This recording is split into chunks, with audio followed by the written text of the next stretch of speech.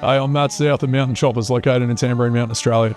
Over the course of this series, we're going to be making our way down the east coast of Australia, starting in Mackay, North Queensland, and finishing our run along the infamous stretch of the Great Ocean Road located in southern Victoria. Along the way, we're going to be stopping in and showcasing some of the people that make Australia's Harley-Davidson community one of the best in the world.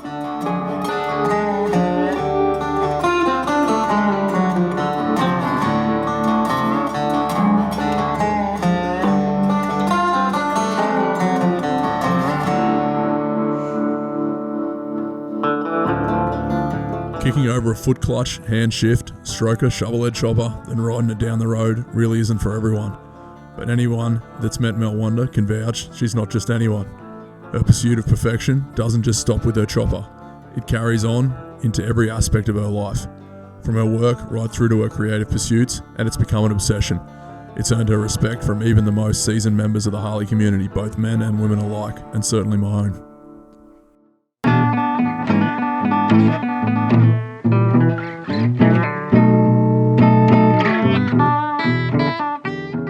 So if I think of the first time I ever got a bike, I was 6 years old. It was an RM50 and we were living out of a caravan, I think, actually at the time. I really think the one awesome thing that came out of my childhood was all the dirt bikes and the motocross. Primarily was targeted at my brother. My brother was like really good. He was a really good rider, and he was competitively racing motocross. We're going to tracks all the time. And I guess it was just that thing of like, oh, back then, maybe chicks aren't into this or whatever. I was only little, but it was apparent really quickly that I was like super into it. It's just like I would chase my brother down. I would get on the bike anytime he wasn't on it. I was stacking it and I was trying to beat everyone at all these like really technical jumps because I was just like, I can be as good as the boys.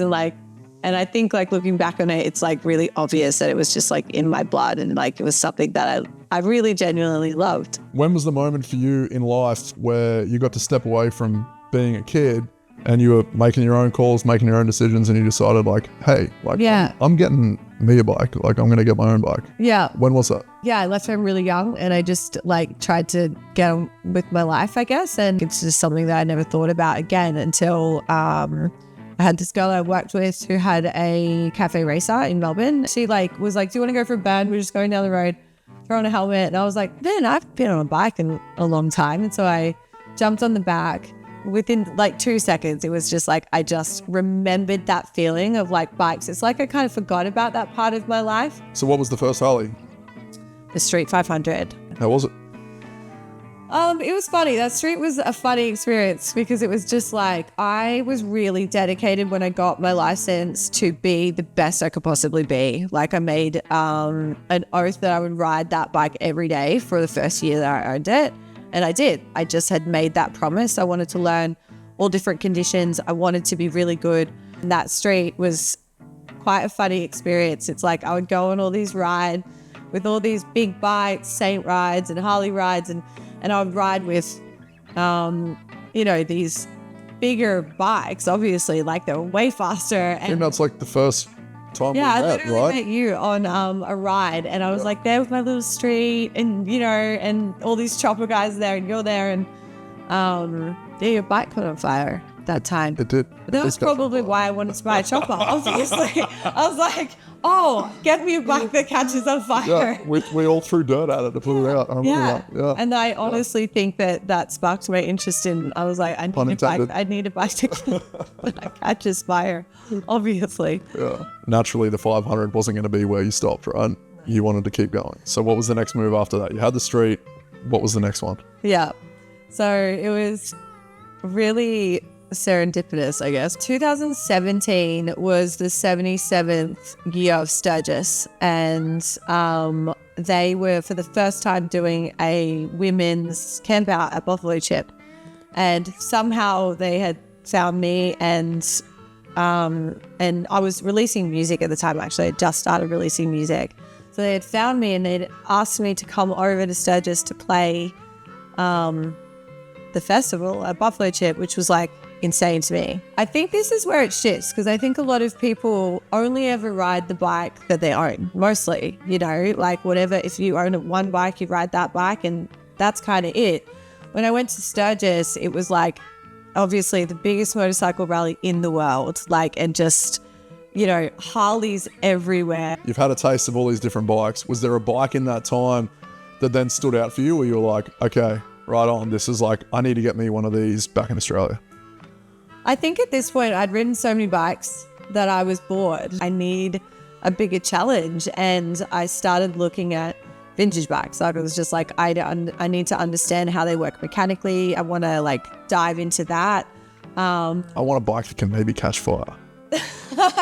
Yeah, it was like inspired by the catching of the fire situation. Yeah. That's not something to aspire to, by the way. I'm just a sucker for punishment. I just need something that's like crazy and skits. Yeah, it was funny. I guess at this point I'd started fixing coffee machines. And so I got into fixing coffee machines because I had this dream of building a bike. Like, it was never going to end at like just riding other people's bikes.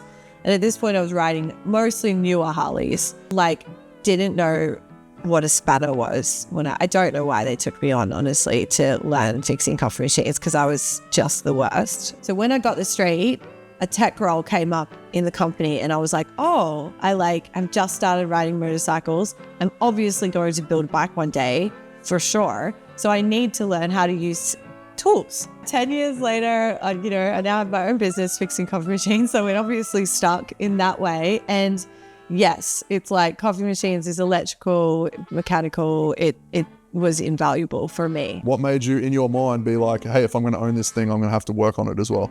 Like, it was tricky in the beginning. I think everyone, I think people thought that I wasn't genuinely interested in it. Obviously didn't know my history. I think people didn't want to help a chick with a chopper. But, I saw this rad culture of guys helping each other wrench on their bikes and fix their bikes together and stuff like that. And I was like, man, I want to learn. Like, I want to be part of that. I want to learn that. And like, yeah, and I just had that. I always had that grit of like, no one else will fix this. I will fix this. And I'm the only one that's on the side of the road with this bike when it breaks down. I named that bike Violet to like, in the hopes that it would calm her down. I was like, you're chill. You're like a flower. Like, be nice. But she's never been nice. It's like seized engine, high comp, really hard to kick over. Like, the raked front end, and like, she's just savage. Like, she's a machine. Yeah, I think like over the 5 years that I've had that bike, obviously I've dived into bigger and bigger mechanical issues with it and things with it. And, I've rebuilt the clutch and replaced the stator and rewired that whole bike and, little things, obviously, like bars and whatnot. But yeah, I think now in the 5 years that I've had it, pretty much everything's been replaced on it at some point or another, which is probably good. But I kept the things that I really like originally loved and made that bike like Violet in my mind, which was the seat, the wheel, the rake. How does Mel Wonder see Mel Wonder? Bad. Very differently from how other people do. No, like, I think at this point I don't care about how I'm perceived anymore. And I think that I'm getting older now. I live my life how I want to live it. I think I've loved bikes since I was literally born. I want to look back on my life and be like, I tried everything. I did everything. And I think with motorcycles, it's no different. I really would like to ride more around the world. So I think that will be something that's on the cards for the future. But yeah, Violet's here to stay for now.